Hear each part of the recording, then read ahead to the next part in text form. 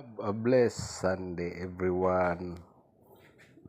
Nabawasan na natin yung mga gulay-gulay natin. Galing to sa busay. So ito na lang ang natira at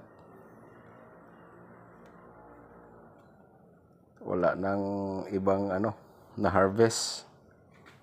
Ano bang tawag dito? Upo ba to o patola?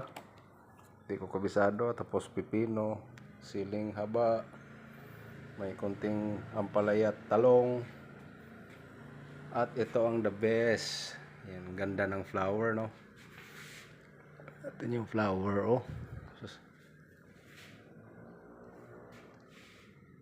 Ang ganda ng pagka-arrange. So yun lang mga lodi, at magandang araw.